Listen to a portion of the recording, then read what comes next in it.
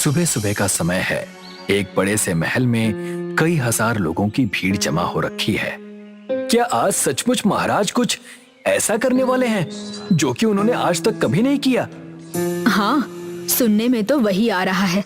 हम सब भी यही देखने आए हैं कि आखिर ऐसी क्या बात हुई जो महाराज को खुद राज्य के लोगों को निमंत्रण देकर सुबह सुबह यहाँ बुलाना पड़ा। सभी लोग यहाँ मौजूद तो थे, पर किसी को भी नहीं पता था कि आज यहाँ क्या होने वाला है। तभी महाराज खुद चलकर एक बड़े से स्तंभ के सामने खड़े हो जाते हैं। उनके पास में एक इंसान है जिसे काले कपड़ों से ढका गया है और सैनिक उसे घेरे हुए हैं। सुनो सुनो सुनो, आज हमारे महाराज इस इंसान को अपने हाथों से मृत्यु दंड देंगे क्योंकि यह महाराज का अपराधी है। सेनापति के मुंह से मृत्यु दंड वाली बात सुनकर सभी चौंक जाते हैं। सबकी जुबान पर बस एक ही सवाल था कि आखिर इस इंसान ने ऐसा क्या किया है जो कि इसे मृत्यु दंड दिया जा रहा है। पर किसी के अंदर इतनी हिम्मत नहीं थी कि यह सवाल पूछ सके। आखिर ये इंसान है कौन? आदमी है या औरत या फिर कोई और? किसी को इस इंसान के बारे में कुछ पता नहीं था, ना ही इसका जुर्म। फिर भी सब खामोश थे, मानो उसकी मौत का तमाशा देखने का इंतजार कर रहे थे। महाराज अपनी तलवार से एक ही वार में उस इंसान के शरीर से उसकी गर्दन को काटकर अलग कर देते हैं, जो कि तड़पते हुए जमीन पर गिरती है। यहां हम देखते हैं कि तीन दोस्त सपना, अमर और मेहताब इस राज्य में घूमने के लिए आए हैं। वाओ यार, ये जगह तो आज भी ऐसे लगती है जैसे कि यहाँ आज भी राजा महाराजा लोग रहते हैं। राजा महाराजा नहीं रहते हैं, पर उनके वंशज तो रहते हैं ना। और हाँ, राजा महाराजाओं के रहने से अलग कैसे हो जाएगी जगह? राजा के होने का एक अलग ही रुतबा है। सभी लोग उसकी बात मानते हैं, उसकी इज्जत करते हैं। इज्जत नहीं करते डियर, फियर करते हैं उससे। डरते हैं कि कहीं अगर हमने उसके सामने सिर नहीं झुकाया तो वो हमारा सिर काट देगा। ओ हेलो, सभी राजा एक जैसे नहीं होते। तुमने राम जी का नाम नहीं सुना? अरे यार, तुम भी कहाँ उनकी बात कर रही हो? वो तो भगवान थे। इस राज्य के राजा के बारे में तो लोग बहुत भला बुरा कहते हैं। अच्छा, क्या कहते हैं ये लोग? सिर्फ और सिर्फ बुरा। क्यों ना महल में जाकर इस बारे में पता करें कि आखिर सच बात क्या है। तीनों दोस्त महल की तरफ चल देते हैं। तभी रास्ते में उन्हें एक कब्र का ढांचा दिखाई देता है। मेहताब उसके ऊपर से ढक्कन को खोलकर अंदर झांकता है। तभी अचानक एक तेज तूफान आ जाता है। यार, किसी चीज के बारे में जाने बिना उसे छेड़ो मत प्लीज। कुछ आगे चलकर सपना एक पत्थर से टकराती है, जिसकी वजह से उसका हैंडबैग नाले में गिर जाता है। ओह गॉड, उस बैग में मेरी दवाइयाँ थी। कोई बात नहीं, चलो वापस जाते हैं। शहर से दवाइयां ले लेंगे। वापस जाने की बात से मेहताब को गुस्सा आ जाता है। नहीं, हम महल के अंदर जाएंगे। तुम्हें नहीं आना तो मत आओ, मैं जा रहा हूं अकेले ही। मेहताब का ये बर्ताव अमन और सपना दोनों को बहुत अजीब लगता है। सपना चुपचाप मेहताब के पीछे चलने लगती है। सपना, कहां जा रही हो तुम? पागल हो गई हो क्या? बिना दवाइयों के तुम्हारी तबीयत खराब हो जाएगी। सपना कोई जवाब नहीं देती और अब अमन को भी इन दोनों के पीछे जाना पड़ता है। वो तीनों महल के मुख्य द्वार पर पहुंच जाते हैं। वहां उन्हें एक औरत दिखाई देती है। हम लोग यहाँ घूमने आए हैं, क्या हम आपका महल अंदर से देख सकते हैं? पैसे दोगे तो देख सकते हो, नहीं तो बाहर से ही देख लो। मेहताब कुसुम को पैसे देता है, जिसके बाद कुसुम इन तीनों को अपने साथ महल के अंदर ले जाती है। जैसे ही इन तीनों के कदम महल के अंदर पड़ते हैं, आसमान में जोर की बिजली कड़कती है। काले बादल छा जाते हैं। ये अचानक से मौसम को क्या हो गया? अभी तक तो ठीक था। चारों तरफ तूफान चलने लगता है। तुम लोग यहीं रुको, मैं आती हूँ। कुसुम वहां से चली जाती है। तभी एक आदमी को जोर जोर से चीखने की आवाज आती है। अंधेरा छाने से साफ दिखाई नहीं देता है। कोई उस आदमी को बेरहमी से मार रहा था। वो आदमी भागने की कोशिश करता है, पर तभी एक तलवार आकर उसका गला काट देती है। नहीं, ये नहीं हो सकता, ये सब मैंने नहीं किया। कुसुम देखती है कि सपना के हाथ में तलवार है और उसके पूरे बदन पर खून लगा हुआ है और सामने कुसुम के भाई की लाश पड़ी हुई है। जिसका सर कटा हुआ था। ये क्या कर दिया सपना तुमने? मेरा यकीन करो, ये सब तुम्हारे हाथ में ये तलवार और सामने कटा हुआ सर, हम कैसे तुम्हारा भरोसा करें? तुमने मेरे भाई को क्यों मारा? आखिर तुम लोग हो कौन? चलो जल्दी यहाँ से चलते हैं। अमन सपना का हाथ पकड़कर उसे बाहर ले जाने लगता है, पर तभी सामने से कुसुम आ जाती है। तुम महल के अंदर एक आदमी का खून करोगे और ऐसे ही बच जाओगे? नहीं, मैं तुम लोगों को यहाँ से जाने नहीं दूंगी। सपना के इशारा करने पर कुछ लोग आकर उन तीनों को पकड़कर अंदर ले जाते हैं, जहां कुसुम का पति तलवार लेकर उनका इंतजार कर रहा होता है। क्यों बे, क्यों मारा तुमने मेरे साले को? उसके हाथ में तलवार देखकर अमन आगे आता है। देखिए सर, उनको हमने नहीं मारा, अचानक से अंधेरा हुआ और ये घटना हो गई। अब फिर अंधेरा होगा, लेकिन इस बार तुम लोगों की मौत होगी। कुसुम कमरे की लाइट ऑफ करती है। तभी धर्मा अपनी तलवार लेकर अमन की तरफ झपट पड़ता है। या! कमरे से चीखने चिल्लाने की आवाज आती है। अंधेरे में सभी इधर उधर भाग रहे हैं। तभी जोर से एक आदमी के चीखने की आवाज आती है। कुछ देर के बाद सन्नाटा छा जाता है। तब कुसुम लाइट ऑन करती है और देखती है कि धर्मा बिना सर के जमीन पर पड़ा हुआ है।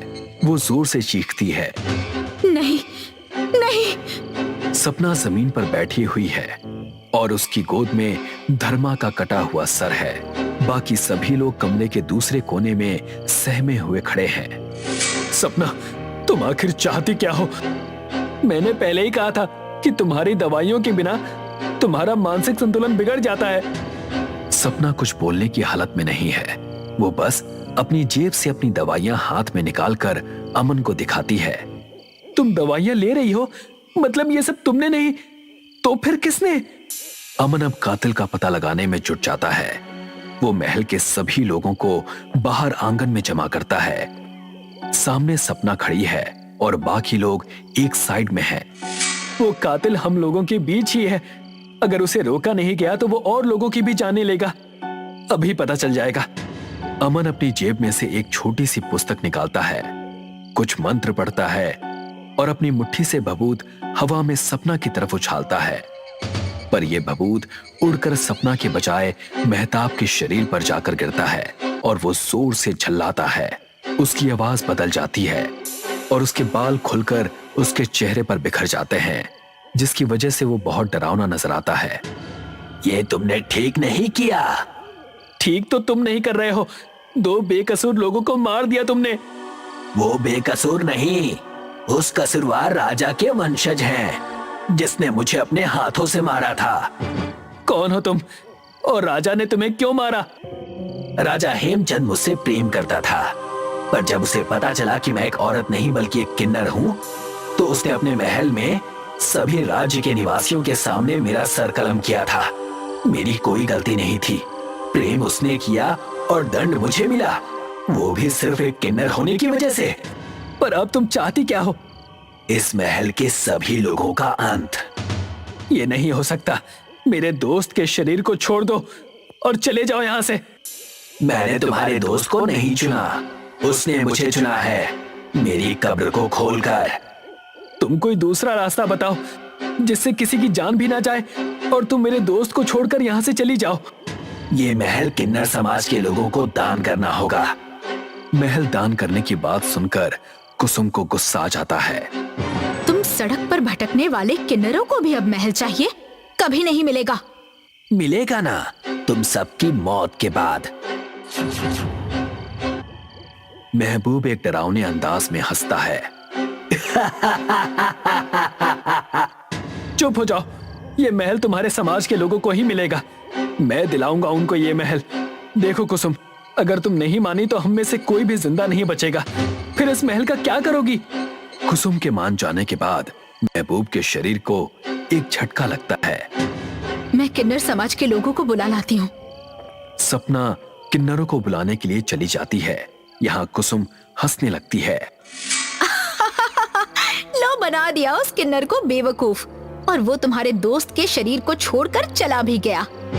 तो क्या तुम ये महल किन्नर समाज के लोगों को दान नहीं करोगी? पागल समझा है क्या मुझे, जो इतने बड़े महल को उन भिखारियों को दे दूंगी ऐसे ही? कुसुम के इतना कहते ही आसमान में फिर से बिजली चमकती है, जोर से बादल गरजते हैं और एक धुआं आकर महबूब के शरीर के अंदर घुसता है। किन्नर की आत्मा वापस आ गई थी। वो तलवार लेकर राज परिवार के सभी लोगों को एक एक करके खत्म कर देती है। यहां सपना किन्नरों को लेकर महल में पहुंच जाती है। आज से ये महल आप लोगों का है, आप आराम से यहां रह सकते हैं। सभी किन्नर मिलकर मेहताब के सर पर हाथ रखते हैं, जिससे उसके शरीर से उस किन्नर की आत्मा निकल जाती है और उसे होश आ जाता है। चले, अब देख लिया अंदर से महल कैसा होता है। तीनों दोस्त महल से निकल जाते हैं। ये कहानी मुक्तेश्वर गांव की है, जो भूतों के शाप से ग्रस्त है। इस कारण मुक्तेश्वर गांव साल में एक बार एक दिन के लिए भूतों की भूल भुलैया बन जाता है। इसलिए गांव वाले उस दिन के आने से पहले ही पूरा गांव खाली कर देते हैं और एक दिन के बाद भूल भुलैया फिर से गांव बन जाता है। ऐसा वर्षों से होता आ रहा है। आज भी मुक्तेश्वर गांव भूतों की भूल भुलैया बन गया है। गांव के सभी लोग सुरक्षित बाहर निकल गए हैं, लेकिन सरपंच की बहन के 4 बच्चे रोहित, सोहित, रिंकी और पिंकी इस भूल भुलैया में फंस गए हैं। एक भूत और एक चुड़ैल भूल भुलैया के मुख्य दरवाजे पर पहरा देते हुए चारों बच्चों से कहते हैं, ये भूतों की भूल भुलैया है, आज तुम चारों इसमें फंस गए हो। भूतों की भूल भुलैया से आज तक कोई जिंदा बाहर नहीं निकल पाया। नहीं नहीं भूत जी, हमें नहीं मारना, हमें छोड़ देना। चुड़ैल जी, हम इस गांव में मेहमान हैं। इस भूल भुलैया से जिंदा निकलने का एक ही तरीका है, शाम होने से पहले तुम इसका दरवाजा ढूंढ लो, नहीं तो मौत तुम्हारे दरवाजे पर आ जाएगी। हम तुम चारों को मार कर खा जाएंगे। इस भूल भुलैया में भूतों की एक शर्त है कि उन्हें मुर्गा और बकरा खाने के लिए मिलते रहना चाहिए। इसलिए सरपंच समय से पहले ही 2 मुर्गे लेकर वहां पहुंच जाता है। ये लो तुम्हारे मुर्गे। हम दो, हमारे दो। बच्चों पर तो तरस खाओ, उन्हें मार कर क्या करोगे, उनको छोड़ दो। सरपंच, भूतों के पास भावना नहीं होती। अगर तुम अपने बच्चों को बचाना चाहते हो तो शाम से पहले उन्हें यहाँ से निकाल लो, नहीं तो उन्हें हम भूतों से भगवान भी नहीं बचा सकता। सरपंच बच्चों को भगवान भरोसे छोड़कर दूसरे गांव के तांत्रिक के पास जाता है। भूत और चुड़ैल अपने अपने मुर्गे खाने लगते हैं। तांत्रिक अपने आश्रम में ध्यान मग्न है। सरपंच उसके पास आकर अपनी समस्या बताता है। तांत्रिक बाबा, मेरे बच्चे भूतों की भूल भुलैया में फंस गए हैं, उनका जीवन संकट में है। तुम मुक्तेश्वर गांव क्यों आए हो, जो भूतों के श्राप से ग्रस्त है? मेरा काम भूतों को भस्म करना नहीं है, लेकिन उस भूल भुलैया में बच्चे फंस गए हैं, इसलिए मुझे उनको बचाना होगा। भूत और चुड़ैल भूल भुलैया के बाहर पहरा दे रहे हैं। चारों बच्चे भूल भुलैया के अंदर डरे हुए और परेशान हैं। वो आपस में चर्चा करते हैं कि भूल भुलैया से बाहर कैसे निकलें। दिन के 12 बज चुके हैं, हमारे पास कुल 6 घंटे का समय बचा है। यहाँ गांव में तो 6 बजे से पहले शाम हो जाती है। घड़ी मत देखो, निकलने का रास्ता तलाश करो। मुझे बहुत डर लग रहा है। हाँ भैया, मुझे भी बहुत डर लग रहा है।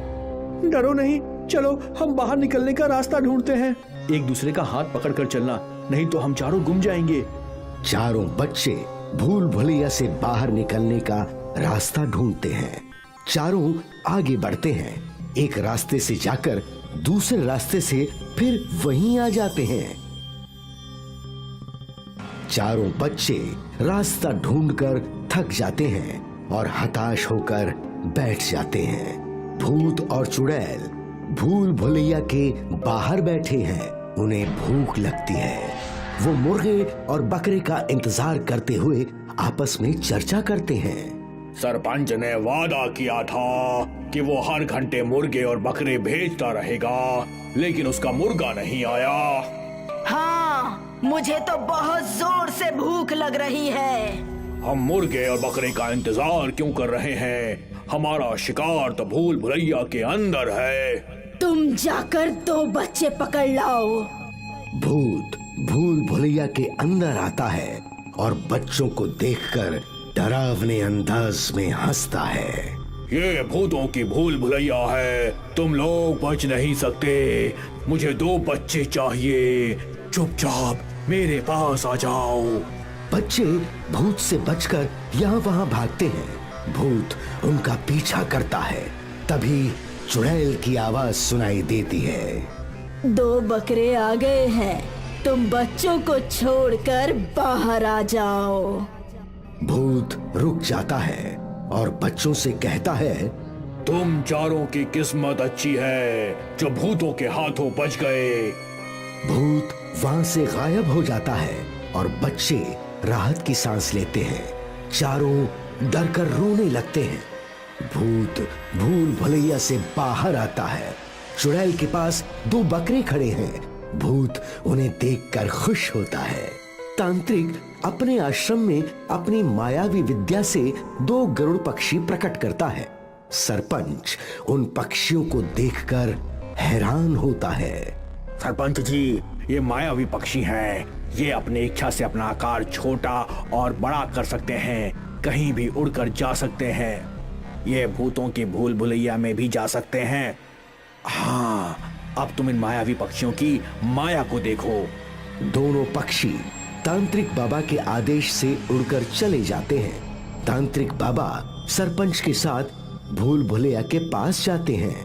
दोनों पक्षी आसमान में उड़ते हुए भूल भुलैया के पास आते हैं और उसके अंदर पहुंचते हैं जहां चारों बच्चे हैं। दोनों पक्षी अपना आकार बड़ा करते हैं, जिन्हें देखकर सब घबरा जाते हैं। डरो नहीं बच्चों, हम मायावी पक्षी अवश्य हैं, लेकिन भूतों के साथ ही नहीं हैं। हमें तुम चारों को बचाने के लिए भेजा गया है। तुम्हें किसने भेजा है? तांत्रिक बाबा ने। कौन तांत्रिक बाबा? अभी इन प्रश्नों का उत्तर देने के लिए हमारे पास समय नहीं है। इससे पहले कि भूत और चुड़ैल को पता चल जाए, हमें यहाँ से बाहर निकलना है। रोहित सोहित, तुम दोनों हम दोनों के पैर पकड़ लो। रिंकी पिंकी, तुम दोनों भी हमारे दोनों पैरों को मजबूती से पकड़ लो। हम उड़कर यहाँ से बाहर निकलेंगे। चारों बच्चे दोनों पक्षियों के पैर पकड़कर लटक जाते हैं और पक्षी वहां से उड़कर बाहर निकलते हैं। बाहर बैठे भूत और चुड़ैल की नजर उन पक्षियों पर पड़ती है। वो पक्षियों के साथ चारों बच्चों को देखकर आश्चर्यचकित होते हैं और सतर्क होकर अपनी माया से उन दोनों पक्षियों पर हमला करते हैं। पक्षी उनकी माया से बचकर तेजी से उड़ते हैं। तभी तांत्रिक बाबा और सरपंच भूल भुलैया के पास आते हैं। दोनों पक्षी बच्चों को सुरक्षित लेकर तांत्रिक बाबा के पास उतारते हैं। रोहित, सोहित, रिंकी और पिंकी अपने सरपंच मामा के पास जाते हैं। तांत्रिक बाबा भूत और चुड़ैल को अपने जादुई बंधन में बांध लेते हैं। मुक्तेश्वर गांव के मुक्त होने का समय आ गया है। ये गांव अब कभी भूल भुलैया नहीं बनेगा। अब मैं तुम्हारी माया का सर्वनाश कर दूंगा। तांत्रिक, हम इस गांव से चले जाएंगे। हाँ तांत्रिक, हमें जाने दो। मुक्तेश्वर गांव के साथ अब तुम दोनों की भी मुक्ति हो जाएगी। तांत्रिक बाबा अपनी शक्ति से भूत और चुड़ैल पर मायावी हमला करते हैं। भूत और चुड़ैल भस्म हो जाते हैं। उनके भस्म होते ही भूल भुलैया भी गायब हो जाता है और वहां पहले की तरह ही मुक्तेश्वर गांव प्रकट होता है। सरपंच तांत्रिक बाबा को धन्यवाद देते हैं। बाबा, आपके कारण मुक्तेश्वर गांव का पुनर्जन्म हुआ है। हम सदा आपके आभारी रहेंगे। तांत्रिक बाबा चारों बच्चों को आशीर्वाद देकर अपने मायावी पक्षियों के साथ आश्रम चले जाते हैं। मुक्तेश्वर गांव अब पहले की तरह खुशहाल हो जाता है।